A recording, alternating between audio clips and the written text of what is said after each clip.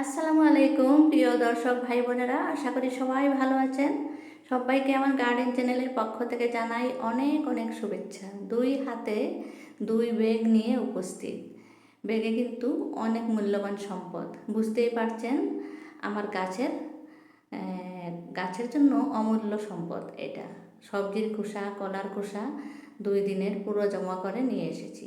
আজকে ডাইরেক্ট এভাবে ঢেলে দেওয়ার কারণ হচ্ছে, সব গাছে কিন্তু এভাবে দেয়া চলে না। কিছু কিছু গাছের আছে গুঁড়া পচে যায় এভাবে ডাইরেক্ট দিলে।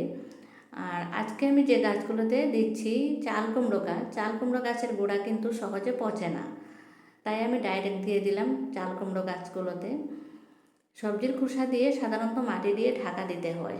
আজকে একদম সন্ধেবেলা হয়ে গিয়েছে, একদম মাগরিবের সময় প্রায় হয়, আর তাই আজকে বোধহয় আর মাটি দেওয়া হবে না। মাটি দিয়ে ঢাকা দিলে ভালো হয়, খুব তাড়াতাড়ি ডিকম্পোজড হয়ে যায়। তারপরে অল্প অল্প বাগানের কাজ করব, বেশি নয় অবশ্য। দেখতেই পাচ্ছেন একেবারে সন্ধেবেলা এসেছি, বাড়িতে গেস্ট এসেছিল, বাগানে আসবো বলে অনেক দেরি হয়ে গেছে। আর সকালবেলা ভিজিয়ে রেখেছিলাম কিছু ধনিয়ার বীজ।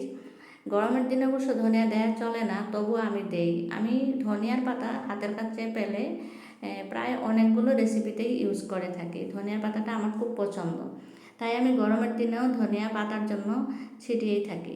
আজকে সেই ধনিয়ার বীজগুলোও নিয়ে এসেছি, যদি সময় হয় বীজগুলো মাটিতে ছিটিয়ে দিয়ে যাব।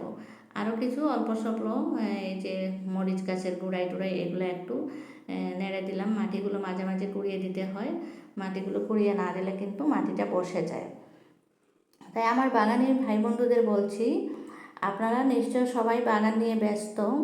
আমার ভিডিওগুলো কেমন লাগে, যদি ভালো লাগে একটা অন্তত লাইক করবেন, যাতে আমি বুঝতে পারি আপনাদের আমার ভিডিওগুলো ভালো লাগে।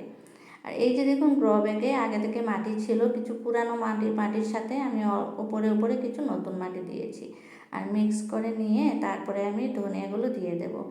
ধনের বীজ এভাবে ফুটো করে করে এক জায়গায় অল্প অল্প করে দিয়ে দিলে কি হয় জানেন, গুচ্ছ গুচ্ছ গাছ হয়, দেখতে খুব ভালো লাগে। তাই আমি এভাবে করে কিছু বীজ দেব, আর বাকিগুলো আমি ছিটিয়ে ছিটিয়ে দিয়ে দেবো। কখনো কখনো একদম পুরোপুরি ছিটিয়ে দিয়ে মাটি ঢাকা দিয়ে দিই, আর কখনো এভাবে দিই। ভিডিওটা কেমন লাগলো অবশ্যই জানাবেন লাইক কমেন্ট করে। আর আপনারাও নিশ্চয় সবাই বাগান নিয়ে ব্যস্ত, গরমের বাগান নিয়ে, আর শীতের বাগানেরও প্রস্তুতি অনেকেই আরম্ভ করে দিয়েছেন। আমি অনেকের ভিডিও দেখি, ভালো লাগে, লাইক কমেন্ট করে যায়, কিন্তু তারা আমার ভিডিওতে কখনো সাড়া দেয় না। এই যে দেখুন, আমি ধনিয়াগুলো দিয়ে দিলাম। তার উপর দিয়ে কী করবো জানেন, যেহেতু বর্ষার দিন, পোকামাকড়ের আক্রমণ অনেক বেশি, তাই একটু একটু ছাই ছিটিয়ে কিছু একটা দিয়ে উপরে ঢাকা দিয়ে তারপরে চলে যাব। মাগরিবের সময় হয়ে গেছে বলেছি, আমি চলে যাচ্ছি। সবাই ভালো থাকুন।